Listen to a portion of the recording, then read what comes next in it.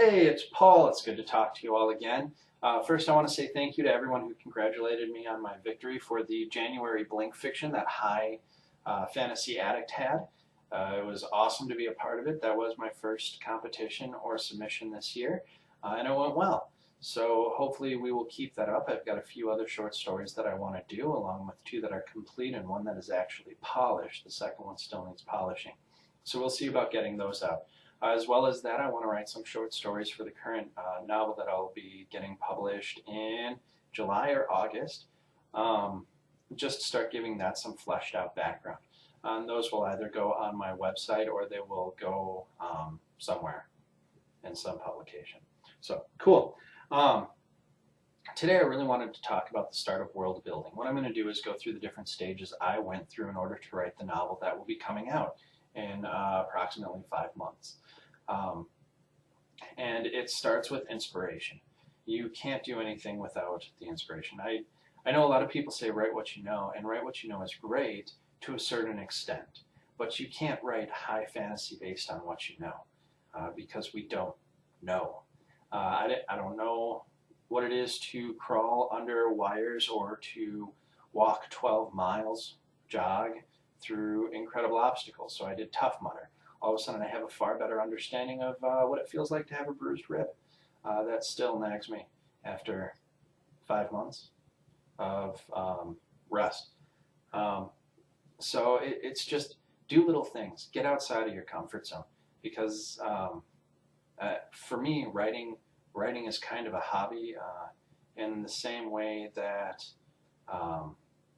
most musicians call their music a hobby when they're still trying to do gigs on the side.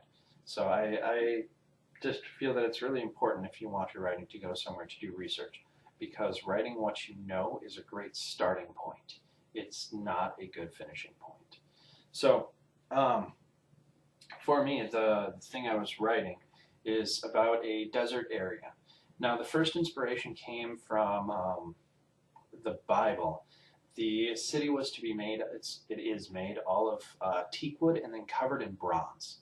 And that comes from the temple in the Bible where God lays out, this is how you're going to build it, this is where you will get the wood, this is where you will get the metal, these are the dimensions, etc., etc. So it's built on those principles. Now that won't show up in this story, but the more you know. That's ultimately where the major palace, temple, and school come from. It was divinely ordained, or so is written in the scriptures. One thing that I'm really a fan of is history is written by the victors. So I don't want to say definitively this is the truth, because I don't want to set you free. Get it? Truth will set you free. Yeah.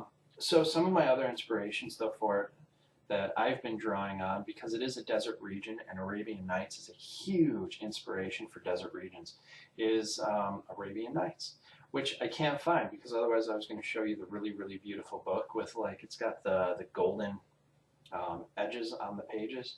So when I took it on an airplane, I actually had this woman go, "Oh my gosh, I like your book. It's so cool." And you don't see people with real books very often. As her and her husband were reading on their Nooks. I'm not a huge Nook fan or a Kindle fan. I know that's what drives the market today, but I really love it when someone can just give me a book. It just smells so pretty. So anyway, back on track. So also getting away from what I know and going to what I can experience, there are individuals who did a whole lot of research. They did a great job on it, and it's very well informed.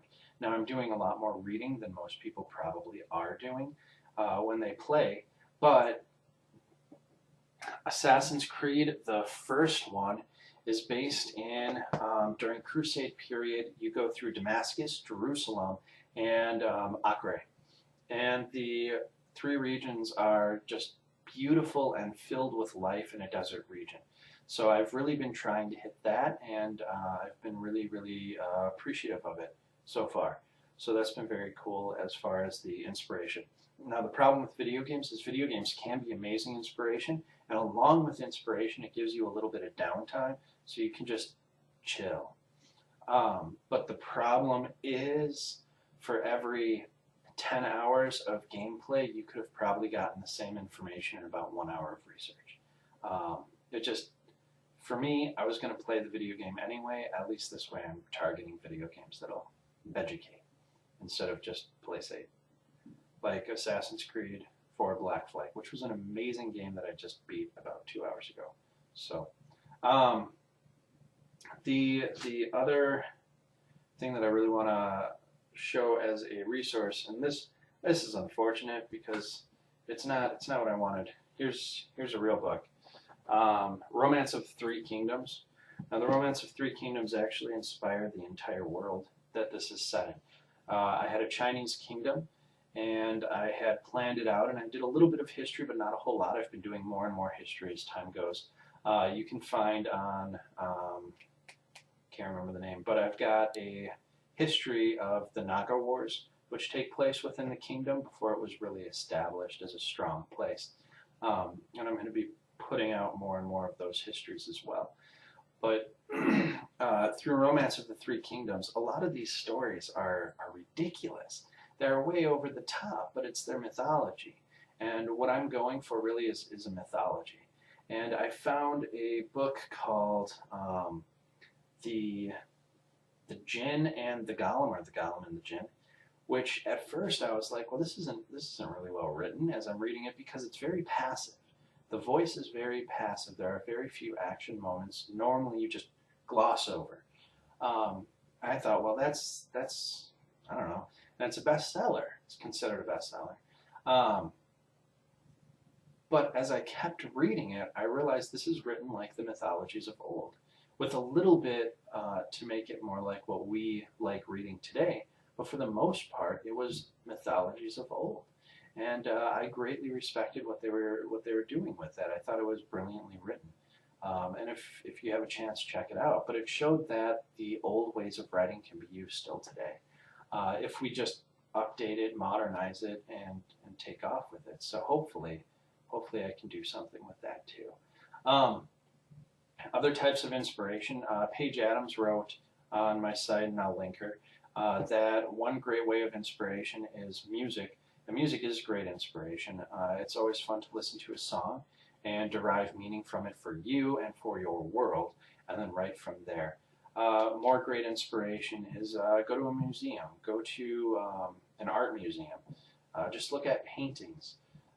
There's inspiration everywhere, even if you just look at a map.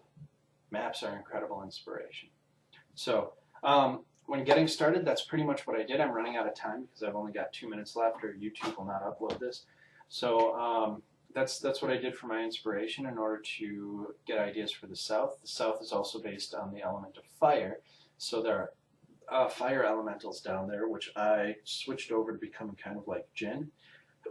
But apparently there are a lot of types of Jinn, so I have to research that a little bit more too. I might do that today. Other than that, I think that's pretty much it. So I hope you have an amazing Sunday, filled with beautiful blessings and such. And yeah, leave comments or leave any suggestions or anything that you would like to hear in the comments either on YouTube or on my blog. Thank you much.